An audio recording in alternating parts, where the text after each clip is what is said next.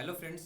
आज के इस वीडियो में हम टीसीएस के ऑफ कैंपस हायरिंग प्रोसेस के प्रीवियस ईयर इंटरव्यू क्वेश्चंस के बारे में डिस्कस करने वाले हैं। इस वीडियो में हम डाटाबेस मैनेजमेंट सिस्टम के टॉप 10 इंपॉर्टेंट क्वेश्चंस के बारे में डिस्कस करेंगे जो कि previous year frequently maximum student से पूछा गया है।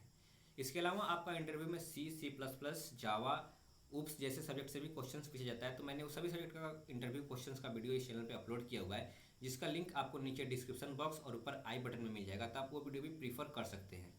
आज की इस वीडियो में हम सिर्फ डीबी में से क्वेश्चंस के बारे में डिस्कस करने वाले हैं। अगर आप हमारे चैनल पर पहली बार आए तो चैनल को सब्सक्राइब कर लें और बेल आइकन को दबा दें, जिससे हमारी हर एक अपडेट आपको समय समय पर मिलती रहेगी। तो आइए आज की इस वीडियो को हम शुरू करते हैं। सबसे पहला जो क्वेश्चन है, what is the need of DBMS. DBMS का हमें नीड क्यों पड़ा। तो कहा है कि database management system is a system software for easy efficient and reliable data processing and management. Database management system एक सिस्टम सॉफ्टवेयर है जो कि हमें डाटा प्रोसेसिंग एंड मैनेजमेंट में काफ़ी हेल्पफुल होता है। It can be used for creations of database. इसका इस्तेमाल हम डाटाबेस क्रिएशन में करते हैं। Retrieval of information from database, updating of database and managing of database, यानी कि डाटा हमको रिट्रीव करना है, अपडेट करना है या मैनेज करना है, तो ये सारी चीज़ में हमको डाटाबेस मैनेजमेंट सिस्टम का इस्तेमाल होता है।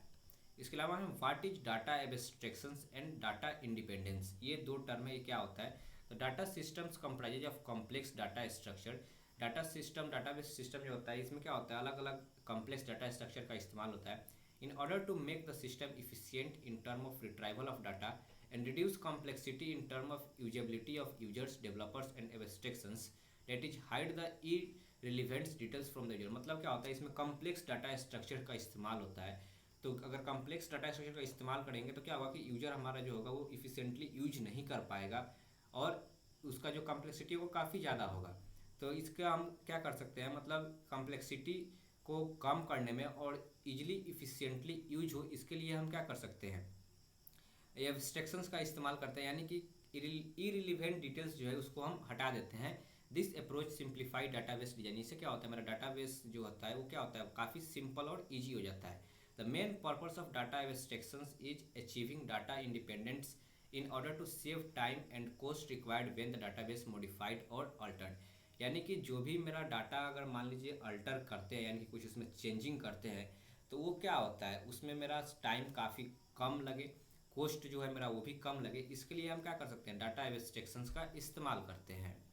हमारा नेक्स्ट क्वेश्चन है, what are interfaces in DBMS. DBMS में क्या कौन कौन सा इंटरफेस है। The database management system interface is a user interface that allow for the ability to input queries to database without using the query language itself. यानी कि database management system का जो इंटरफेस होता है वो यूजर इंटरफेस होता है, यानी कि यूजर उसमें क्या करता है, डायरेक्टली अपना इनपुट डाल सकता है, इनपुट क्वेरी डाटाबेस में डाल सकता है क्वेरी लैंग्वेज को लिखे बिना। ये क्या होता है, इंटरफेस होता है डाटाबेस का। हमारा नेक्स्ट क्वेश्चन है, what is database schema. Database का स्कीमा क्या होता है। The term schema refers to an organization of a data as a blueprint how the database is constructed. यानी कि डाटाबेस मेरा किस प्रकार से कंस्ट्रक्ट हुआ है, इसका ब्लू प्रिंट जो होता है उसको हम क्या बोलते हैं, स्कीमा बोलते हैं। The formal definitions of database schema is a set of formula called integrity constant imposed of database. ये तो एक सिंपल डिफिनीशन है, आप इसको याद कर लीजिएगा। The formal definitions of a database schema is a set of formulas and called integrity constraint imposed on a database। तो ये डिफिनीशन से आप इस चीज़ को याद कर लीजिए। हमारा नेक्स्ट क्वेश्चन है, व्हाट इज फॉरेन की। फॉरेन की is a set of attributes in a table which are used to refer the primary key or alternate key of the same or other table। Foreign की क्या होता है, एक set of attribute होता है table में, same table में भी हो सकता है और अदर टेबल में भी हो सकता है, यानी कि दूसरे टेबल में भी हो सकता है। इसका हम इस्तेमाल करते हैं प्राइमरी की और अल्टरनेटिव की को रेफर करने के लिए। हमारा नेक्स्ट क्वेश्चन है, एक्सप्लेन द एसिड प्रॉपर्टीज। ये काफ़ी इंपॉर्टेंट क्वेश्चन है, एसिड प्रॉपर्टीज, ये हर एक इंटरव्यू में पूछा ही जाता है। ACID stand for atomicity, consistency, isolation and durability, ये इसका फुल फॉर्म है। In order to maintain consistency of in database before and after the transaction certain properties are followed, these are called ACID property. यानी कि database में suppose कीजिए हम कुछ उसमें क्या करते हैं, इनपुट करते हैं या फिर अपडेट करते हैं, तो मेरा क्या होता है, कुछ सर्टेन प्रॉपर्टीज है जो कि डाटाबेस में हमेशा फॉलो होना चाहिए। आफ्टर द ट्रांजेक्शन और बिफोर द ट्रांजेक्शन क्या होना फॉलो होना चाहिए। इसी चीज़ को हम क्या बोल सकते हैं, बोलते हैं एसिड प्रॉपर्टीज हम बोलते हैं। हमारा नेक्स्ट क्वेश्चन है, what is dead lock in DBMS. DBMS में डेड लॉक क्या होता है। ये डेड लॉक ऑपरेटिंग सिस्टम में भी होता है और डीबीएमएस में भी होता है। डीबीएमएस में क्या होता है इसके बारे में देखेंगे।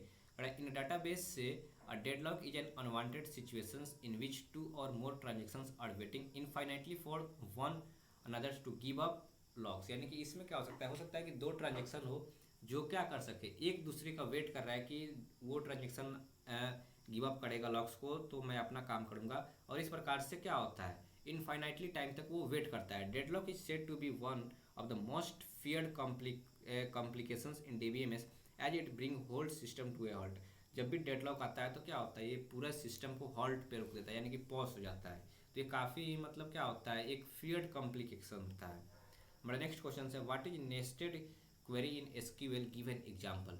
इसमें दिया है कि in nested query a query is written inside a query, यानी कि एक क्वेरी के अंदर हम दूसरे क्वेरी को लिखते हैं तो उसको हम क्या बोलते हैं, नेस्टेड क्वेरी बोलते हैं। जैसे हम लोग यूज करते हैं नेस्टेड लूप, फॉर लूप का जो हम उसी में इस्तेमाल करते हैं, नेस्टेड इफ एल्स स्टेटमेंट जो हम इस्तेमाल करते हैं, उसी प्रकार से क्या होता है नेस्टेड क्वेरी होता है।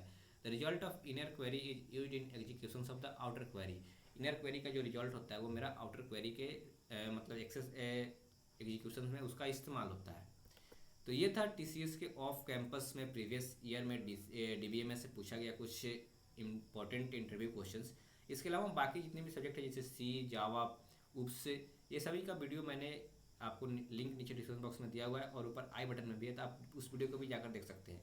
इसके अलावा मैंने कंबाइंडली एक वीडियो बनाया है जिसमें 20 इंपॉर्टेंट क्वेश्चन है जो कि प्रीवियस ईयर इंटरव्यू में पूछा गया है, तो आप उस वीडियो को भी प्रीफर कर सकते हैं। उसका भी लिंक आपको नीचे डिस्क्रिप्शन बॉक्स और ऊपर आई बटन में मिल जाएगा। तो आज की वीडियो में बस इतना ही। अगर आपको कोई भी डाउट होता है तो नीचे कमेंट बॉक्स में पूछ सकते हैं। मिलते हैं नेक्स्ट वीडियो में, टिल देन बाय बाय।